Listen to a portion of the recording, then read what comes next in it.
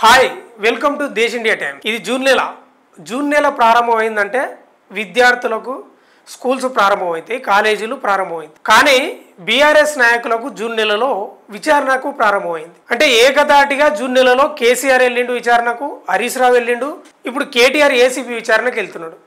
ఇప్పటికే లిక్కర్ స్కామ్లో కవిత తిహార్ జైల్లో ఉండి వచ్చేసి జూన్ నెల మొత్తం బీఆర్ఎస్ నాయకులకు ముఖ్యంగా కేసీఆర్ ఫ్యామిలీకి విచారణ పేరుతో వాళ్ళు హాజరైతున్న పరిస్థితి కనిపిస్తుంది.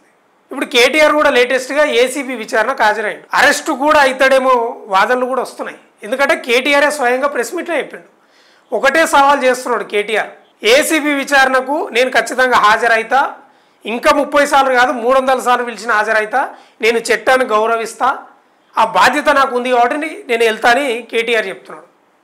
మంచిదే, కానీ ఇది కక్షపూరితం అనేదే ఒక రకంగా ఎబ్బెత్తుగా ఉంది.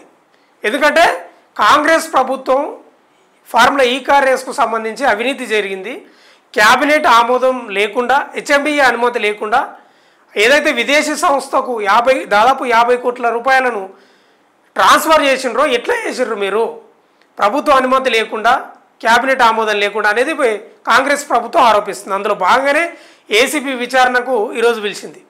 ఇది రెండోసారి కేటీఆర్ను పిలవడం. ఇక ఈరోజు కేటీఆర్ తెలంగాణ భవన్లో ప్రెస్ మీట్ పెట్టి ఇక కాంగ్రెస్ ప్రభుత్వాన్ని ముఖ్యంగా రేవంత్ రెడ్డిని ఒక రేంజ్లో అరుచుకున్నాడు.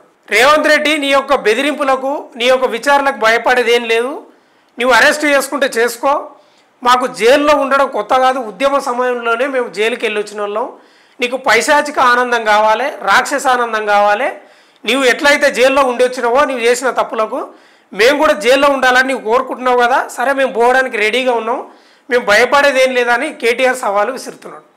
ఇప్పుడు దీనివల్ల ఏంది, బీఆర్ఎస్ కార్యకర్తలు కానీ నాయకులు కానీ ఉద్యమ స్ఫూర్తితోటి కొట్లాడాలని కేటీఆర్ చెప్తున్నాడు. అంటే తెలంగాణ రావడానికి ఉద్యమం పనిచేసింది, ఉద్యమ స్ఫూర్తి పనిచేసింది. ఇప్పుడు కేటీఆర్ విచారణకు హాజరైతే ఈ ఉద్యమ స్ఫూర్తి ఎందుకు పనికి వస్తుంది అనేది ఒక ప్రశ్నార్థకంగా మారింది. అంటే ఇంకా ఉద్యమ స్ఫూర్తిని ఇంకా రగులుస్తూనే ఉన్నారు, పిడికిని బిగిస్తూనే ఉన్నారు. తెలంగాణ వచ్చింది అయిపోయింది, 10 ఏళ్ల తర్వాత కూడా ఇంకా ఉద్యమం పేరుతోటి వాళ్ళ కార్యకర్తలు కానీ నాయకులను కానీ రెచ్చగొడుతున్నారు అనేది ఒక వాదన వినిపిస్తుంది. మరి ఏదేమైనా అటు కేటీఆర్ అయితే విచారణకు హాజరైండు, ఒక లాయర్ను కూడా ఎంట పెట్టుకొని పోయిండు, ఆయన కారుతో పాటు 2 కార్లకు అనుమతి ఇచ్చిండ్రు ఏసీబీ విచారణకు. మరి ఖచ్చితంగా కేటీఆర్ విచారణకు హాజరైండు, ఇక ఖచ్చితంగా అరెస్ట్ చేస్తారనే సమాచారం పక్కా ఉంది. కాబట్టి మరి రాష్ట్రం ఏమైనా అగ్నిగుండం అవుతుందా, లేకపోతే ఇంకే గుండం అవుతుందా, పీలర ముందల అగ్నిగుండం అవుతుందా అనేది మాత్రం వేచి చూడాలి. ఎందుకంటే కేటీఆర్ అరెస్టు చేస్తే ఇక గిస్సులు అన్నీ తలగబెడతామని ఇప్పటికే కార్యకర్తల నాయకులు చెప్తున్న పరిస్థితి కనిపిస్తుంది. మరి అంతా కనిపిస్తుంది వాళ్ళు చెప్పేది, కానీ అది అమలయ్యే పరిస్థితి మాత్రం ఏం లేనట్లే కనిపిస్తుంది. చూడాలి మరి. ఇప్పుడైతే ఏసీబీ విచారణ జరుగుతుంది. మరి లేటెస్ట్ అప్డేట్స్ కోసం చూస్తూనే ఉండండి దేశ్ ఇండియా టైమ్స్.